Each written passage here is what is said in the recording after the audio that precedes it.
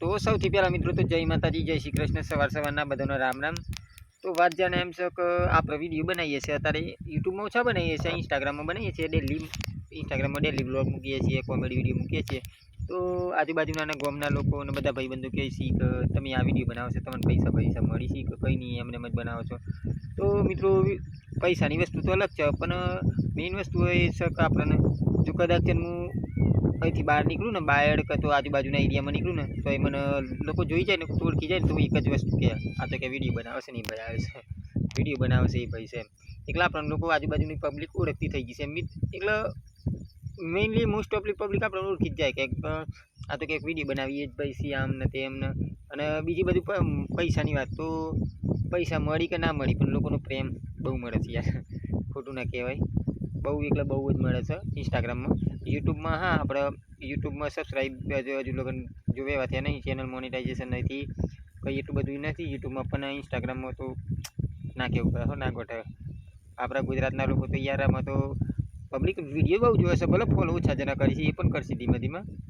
વાર લાગશે પણ મજા આવશે, બધા બહુ કરી છે। અને મિત્રો પૈસાની વાત તો પૈસા માટે તો આપણે જો ને ખેતરમાં નહીં આવતા, ભગવાનને ઘેર દેર સંધીન નથી મિત્રો, ગમે તે રીતના સેટિંગ કરી નાખે ભગવાન, ગમે ત્યાંથી પૈસાનું સેટિંગ થઈ જાય, ખાવાનું 2 ટાઈમનું મળી જાય, ગમે તે રીતના મળી જાય એમ મિત્રો, કહેવાનો મતલબ કે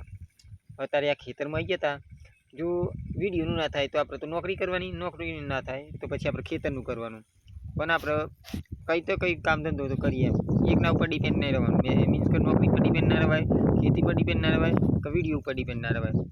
કોઈ તો સોશિયલ મીડિયા ગમે તે કોઈ એક વસ્તુ પર ડિપેન્ડ ના રહી શકાય અત્યારે પૈસા કમાવા માટે ગમે તે સાઈડમાં બિઝનેસ આવવું જોઈએ। કદાચ કંઈ થતું નહીં, કાલે તમારી નોકરી જતી રહી તો તમે બીજી વસ્તુ એ કે નોકરી જતી રહી તો તમારે જોવું ના પડે પાછળથી, કેમ કે તમે પહેલાંથી જ ખેતીનું કામ કરી રહ્યા છો, એટલે વાંધો ના આવે, ખેતીનું કામ કરી રહ્યા છીએ એટલે આપણને પાછળથી તકલીફ ના પડે એમ।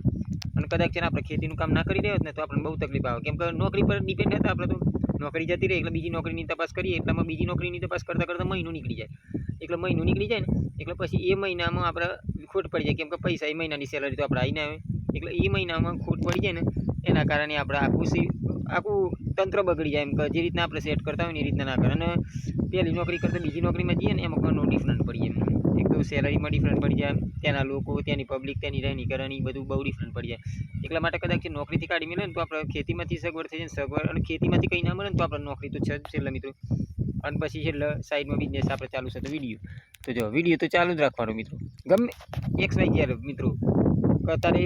સોશિયલ મીડિયાનો જમાનો આવી ગયો છે મિત્રો, કંઈ બી નાખો, સોશિયલ મીડિયાની એક એવી વસ્તુ છે ને કે તમને રાતોરાત કરોડપતિ પણ બનાવી શકે છે અને રાતોરાત ગેરી પણ બની શકે છે, સોશિયલ મીડિયાનો આ પાવર છે મિત્રો। હા।